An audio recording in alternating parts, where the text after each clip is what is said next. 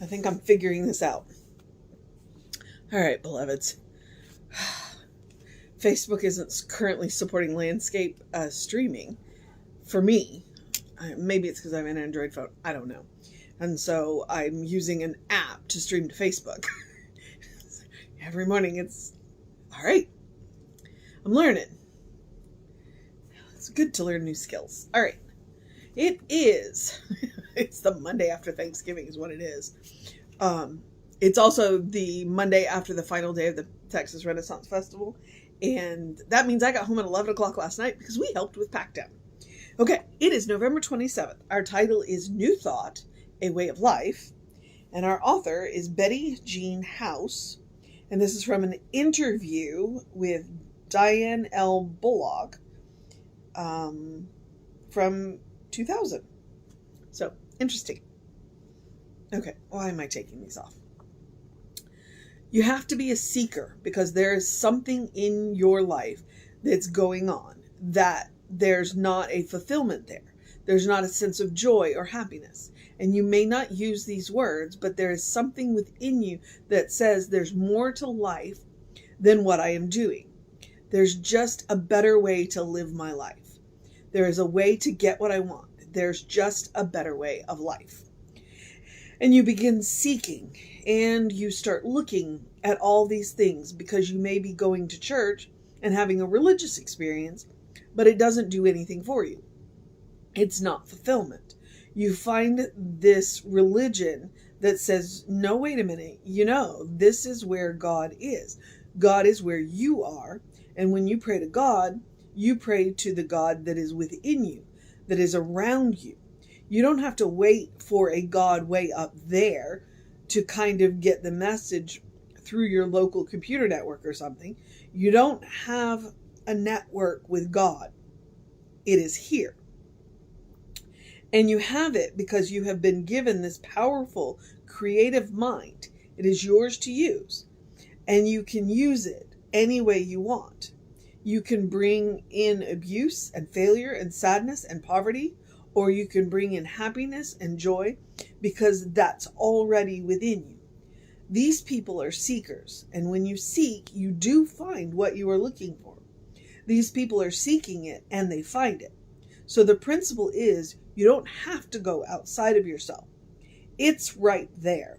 And we have what you call prayer, and we have a spiritual mind treatment, but you are changing how you are thinking. Kind of a nutshell description of New Thought. Creative Life, I don't know if it's our motto or our vision statement. It's that you found people who believe what you were already believing. We're teaching what you already believed. That God isn't out.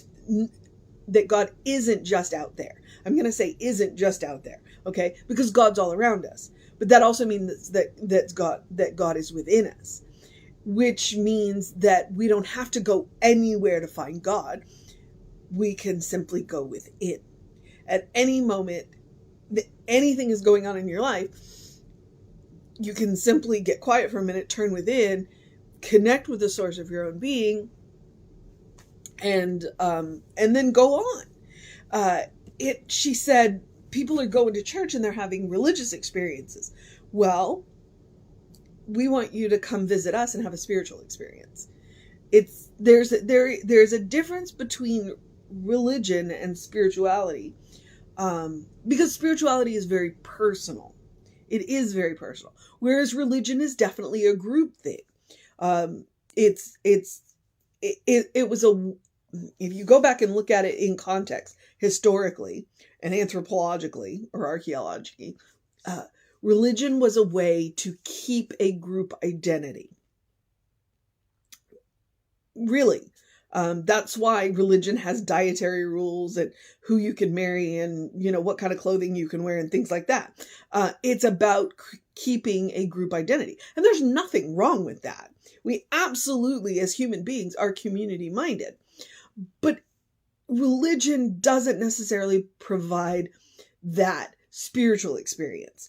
Partly because religion doesn't want you going off and starting your own group. So they don't necessarily, I'm not saying you can't find it. I mean, have you met Teresa of Avila? Avila? Or Avalon? Yeah, something like that. She absolutely had spiritual experiences within the Catholic framework. She's got a little bit of a reputation. So, and that's what happens when you meet these spiritual mavericks within organized religion who have, spiritual experiences. They're either looked at like, oh, I don't know about that within their organizations, or they go off and start new ones. Mohammed grew up in a very, in a tribal area, and he had a spiritual experience, and rather than wrapping it into the religion that he grew up in, which I'm not sure what it is, but he was familiar with Christianity and Judaism, because we're the three people of the book. We're the three people of the book. He went off and started his own movement. He was like, there's a little bit more to it. And Ernest Holmes didn't intend to start his own movement. What he said is, hey, you know what? I've noticed Jesus has this really specific way of praying. Let's do that. And then you take that back to your religion and continue to practice your religion. And there are a whole lot of people who do that. One of the deans in Science of Mind is Buddhist, but he sees the value in the way Science of Mind teaches.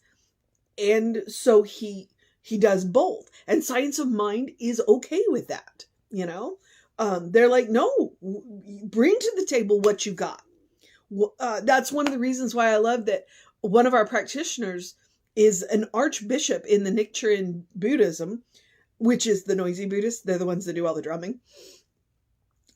And she keeps her license with us because she sees the value in both, and we see the value in both. And so she'll occasionally come and do stuff with us in the Buddhist faith so that we get to experience, two of our members, and maybe now three, belong to an all faiths together. And they just had a Thanksgiving celebration.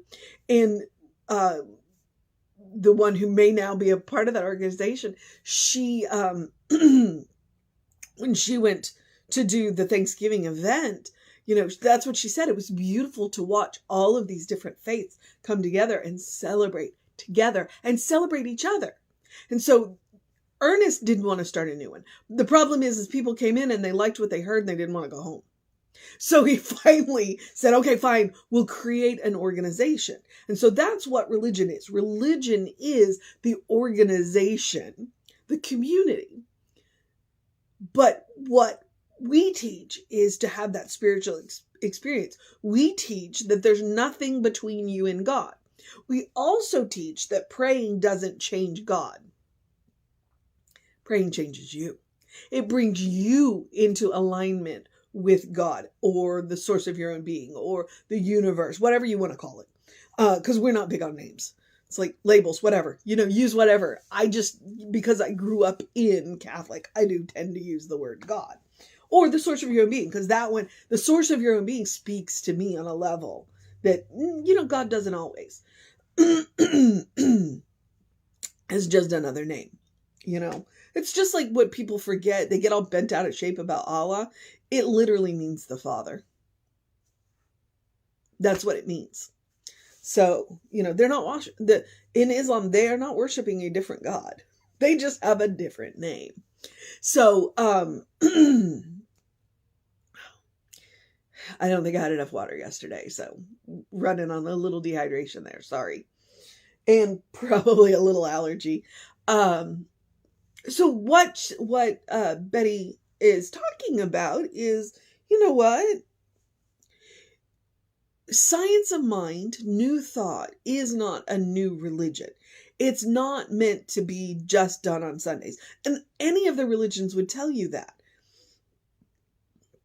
It's not meant to be just done on Sundays.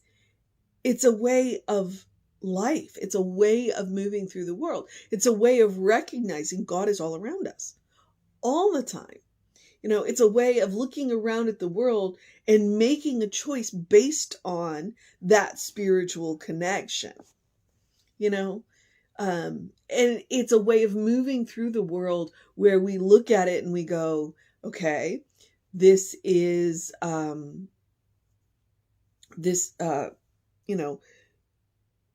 it's all God. Can I make a better choice? Am I willing to be guided by a mix of my head and heart? Not just one or the other. Am I willing to bring both to the table? And to understand that where our focus goes, where our attention goes, is where our power goes. What we focus on is what we bring into our life. Well, why not focus on the good stuff? All right. I'm not sure. Let me just double check and make sure. Betty Jean House. I think she's familiar to me and I don't know why. Probably because I've read her stuff before. She does start out with, you have to be a seeker. You have to be a seeker. Basically, there's a whole lot of us running around in the world who aren't getting what we want, or we feel like there's something missing. And then we come into a teaching that teaches us who we are. What we like to say about Science of Mind is we don't teach you what to believe. We teach you how. We also want to, we don't say that we're not teaching you anything new. We're simply reminding you of what you already know. You know where God is. And it is not an old man sitting in a chair in the sky with a book in his lap. God is closer to you than your jugular vein. And that's either Hafiz or Rumi. I never remember which. It's probably Rumi. God is closer to you than your jugular vein. God is closer to you than your next breath. God is your next breath, And when you, and I'm going to say come to understand, because I don't know that in this material realm, in this mortal material realm, we ever come to a truly full understanding of what that means. God is your next breath. God was your first breath. God will be your last breath. God is every breath. I don't know that we ever fully understand that in this realm. And maybe we do. And I hadn't gotten there yet. And that's okay.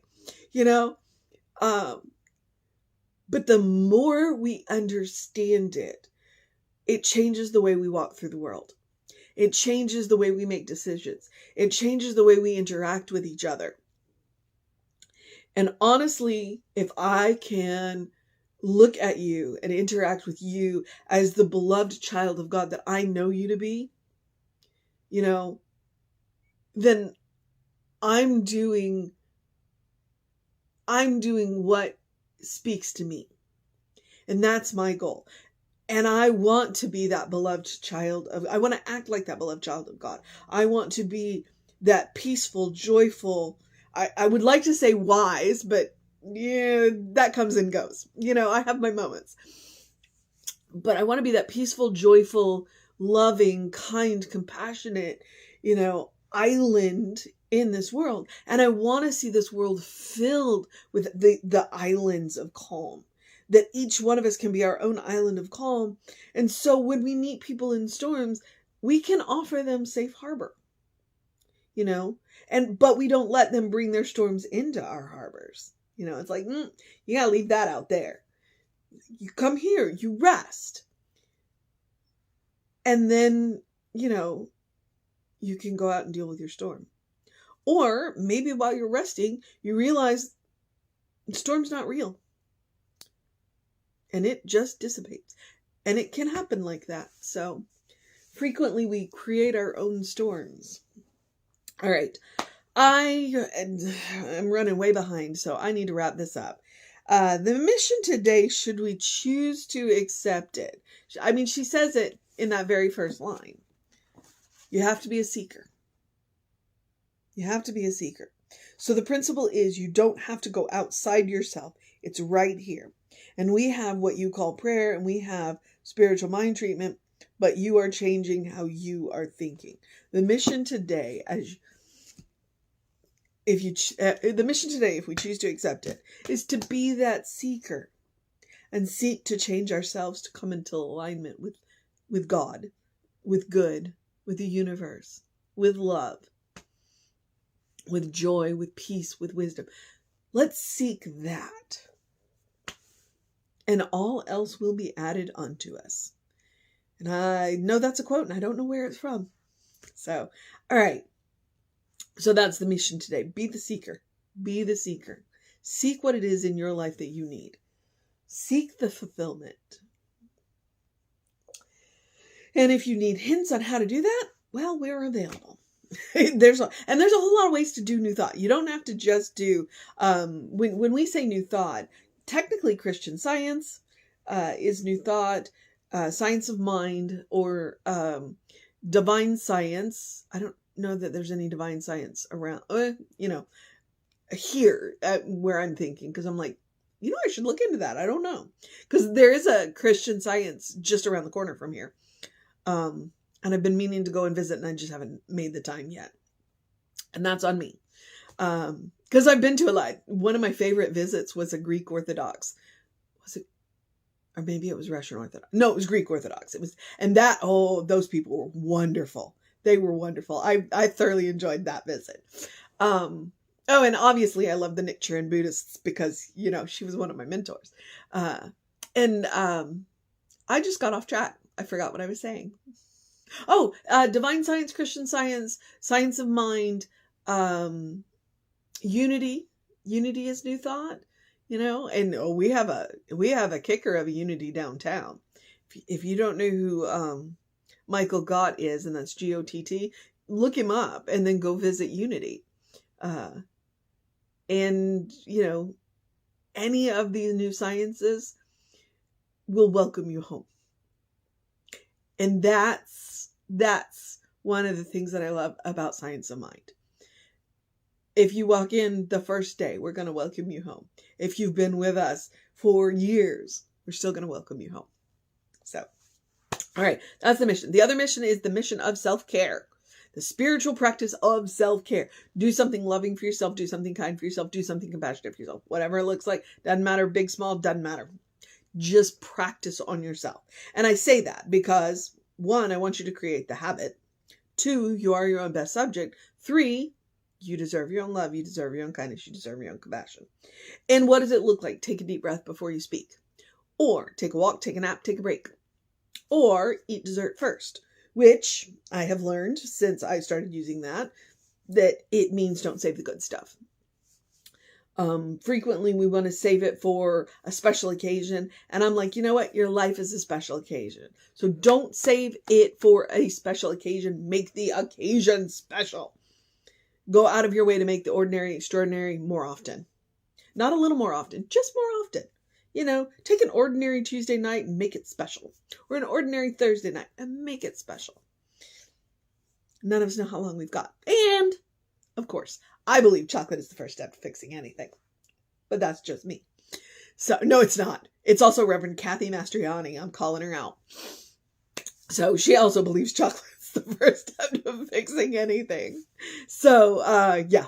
All right, beloveds. Where was I? I don't know. Oh, yeah, I'm going to remind you. Just because the last few years have been interesting, I want to remind you that joy is a quality of God. Therefore, joy is a quality of you. Therefore, no matter what is going on in the world, no matter what is going on in your life, you deserve joy. Please make room for joy in your life. Okay? No matter what is going on, please make room for joy in your life. All right. There are lots of other suggestions I could give you. The rest of the basic one, do something to engage your mind and your body, unless today is your day of rest, as it is mine, because I am resting today because I got home too late last night. But we got the job done. Drink plenty of water. Hydration is super important. When my voice gets a little weird, I'm dehydrated. I didn't drink enough water yesterday. So hydrate. Your brain works better, your body works better, your skin looks better when you're well hydrated. Get that early in your day bright light. I'm running a little bit behind, but I can see the sun, so I'm kind of excited to get out into that. So I'm using the artificial light to get going. I try and make sure that I have at least one room in the house that the light is really bright. So for those days that either I don't have sun or I just got the cat to do one of the stretchy tension shaky thing. It's fun. Okay, I'm sorry, I'm distracted. And then open the windows of your soul. Allow the breath of heaven to remind you. You do live in heaven right here, right now. It's all around us all the time. What we are talking about, new thought being a way of life, it's a way of looking at the world and seeing that it's all God. It's all God. And so, yes, God is all around us all the time. And also within. And also within. The mind that we use when we are being creative is the mind of God. You know? It's just really cool. And so that's that quote, open the windows of your soul. Allow the breath of heaven to, yeah. It's a reminder that heaven is a state of mind. It is not a place we have to get to.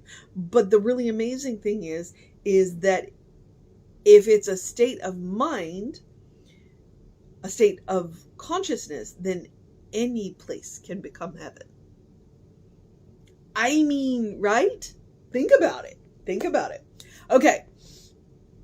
I'm going to roll on forward and not belabor that point. Mostly because I don't have time, and two, because, you can go watch any of the other videos and see what I have to say about heaven. State of mind, state of consciousness. But I am going to remind you, you can always take Emma Curtis Hopkins' advice. She was an amazing Christian Science teacher. Look for the good and praise it. Look for the good and praise it. And honestly, that works. Science will tell you gratitude, random acts of kindness, and volunteer work are if you wake up and you just are not feeling the world, and dare I say you're a little depressed, those three actually can go a long way to changing your mood. Now, I will remind you, if you are clinical, please go talk to your doctor. There are very good prescriptions that you can do.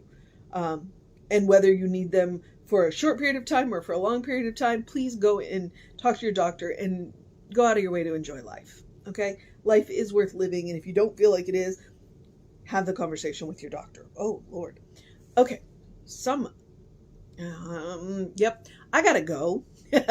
So,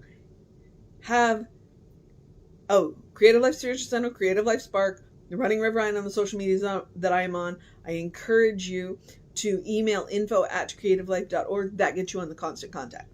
So now I'm going to remind you to have a great day, a wondrous day, a fantastic day, a magical day, an enchanted day, a wonderful day, an awesome day, an amazing day, a new thought day, a way of life day, a loving day, a kind day, a compassionate day, a Monday, a let's get this party started day. Let's get the holiday season kicked off day. Oh no, right. We're in the middle of the holiday season day. Take care of business day, a good day. And if that is too much pressure, simply have a day.